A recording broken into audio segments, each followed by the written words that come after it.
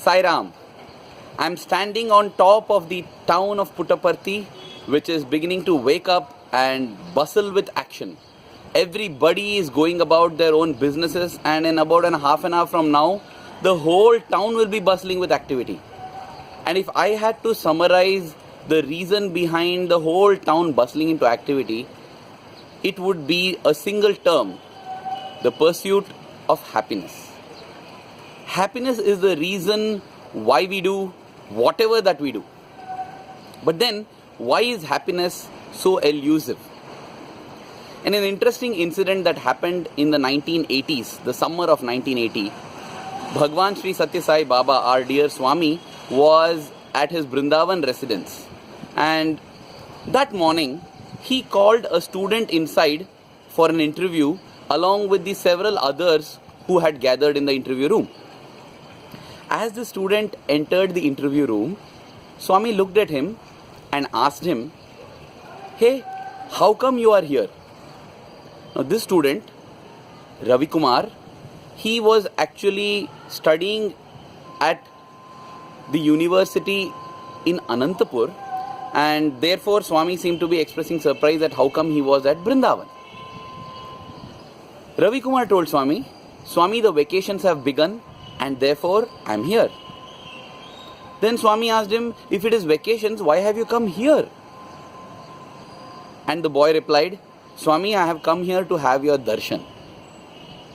Then Swami asked, "Why do you want to have my darshan?" Ravi Kumar replied, "Swami, because it gives me bliss." Now Swami further asked, "Bliss or happiness?" And the boy replied, "Swami, bliss." Swami asked him, "What is the difference?" Now there were so many others, as I said, who were there in the interview room, and Swami was in a way parading the wisdom that his student has.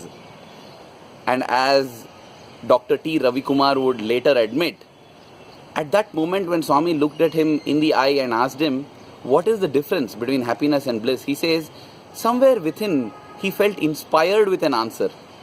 And he is sure that it is Swami who inspired that answer from within. He replied to Swami, he said, "Swami, it is like this. Suppose I am hungry now and there is a gulab jamun. A gulab jamun is an Indian sweet, like a dumpling. He said, if I eat that gulab jamun, my hunger is satiated and I am happy. But Swami, 10 years from now, if I am feeling hungry, the memory of me having eaten this gulab jamun is not going to make me happy. It will possibly make me even sad, because I'm hungry and I'm thinking of a lovely, savory, tasty sweet. On the other hand, Swami, now I'm having your darshan. I'm feeling blissful within. 10 years from now, Swami, if I'm possibly in a situation or position where I'm unable to have your darshan, if I think of this moment when I had this darshan, then I will still feel the same joy and happiness. That is why it is bliss, Swami. Bliss never reduces and it is permanent." This little incident beautifully shows to us the difference between happiness and bliss, and also gives us the reason why happiness is so elusive. Happiness is not elusive. Permanent happiness is elusive. We find happiness in many things during our day, but they don't sustain. Now, why is it that they don't sustain? If we squeeze an orange, we get orange juice. We squeeze a lemon, we get lemon juice. The nature of the object determines what we get when we squeeze it. In the similar way, when we want to squeeze happiness out of different objects or things or moments or situations, the nature of the happiness is determined by the nature of the object or thing.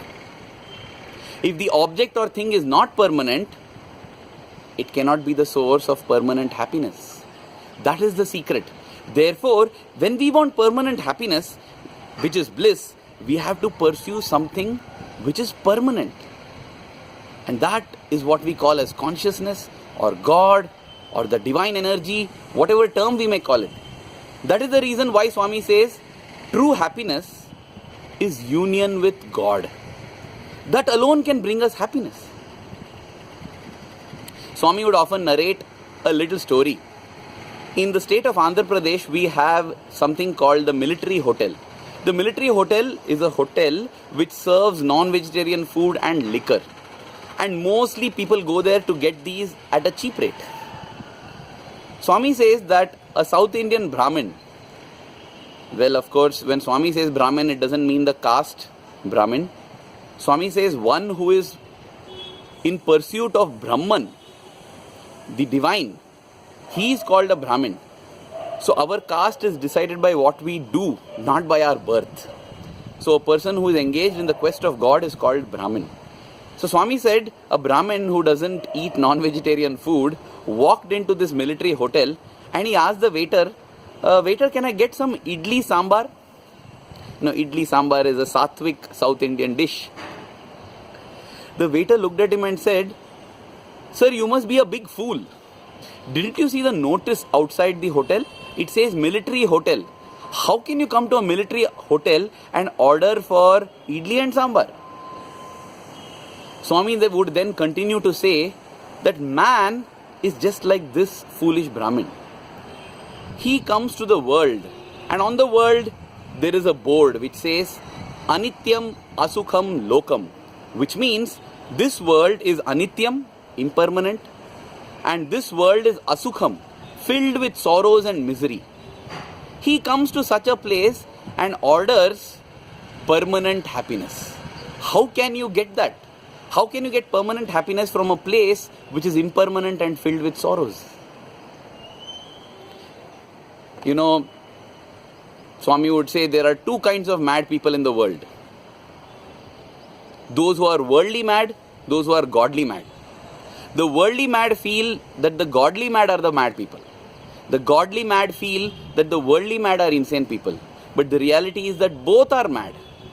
However, of all the insanities that harass man, God madness is the least harmful and the most beneficial. Finally, Swami gave a beautiful thumb rule to determine whether the happiness that we are feeling is permanent happiness or not. Is the true happiness or not? This came about in another interview session with another student. The student Sanjay Mahalingam. He is currently teaching in the Sri Saithya Sai Institute of Higher Learning. Swami asked him, what is bliss? What is bliss? And this student is very well read in various scriptures and various works. And so he began to give different definitions of this Ananda or bliss. But Swami kept saying, no, that is not practical. No, some other definition. And finally, when the student gave up, as it usually happens, Swami himself gave a beautiful single sentence, small definition, which is so practical. Swami told him, causeless happiness is bliss. Just ruminate on this statement. Causeless happiness is bliss. Whenever we are feeling happy, let us ask ourselves, why are we feeling happy? What is the cause for this? And if I am able to find a cause, I can rest assured that it is not bliss, because it is having a cause. Finally, one day when I'm just feeling happy and somebody asks me, why are you feeling happy? And I say, I don't know. I don't know why I'm feeling happy. I'm just happy. Now that is bliss, because it has no cause. And that is the kind of happiness we must be in pursuit of day in and day out, whether we are awake or whether we are asleep. Once we find that, we find fulfillment in life, then it won't matter what position we have, how much wealth we have, what difficulties we have, what joys and little happinesses we have, because we will be in a state of peace, a state of permanent happiness. That permanent happiness, which we call bliss, comes in union with God alone. That is the reason as sadhana we are told Shravanam, Kirtanam, Vishnu Smaranam, which means hearing to the glories of God, reading the glories of God, talking, discussing and singing the glories of God, thinking of the glories of God, because let us engage ourselves in thought, word and deed in that which is permanent, then alone can we get permanent happiness. Thank you. Jai Sai Ram.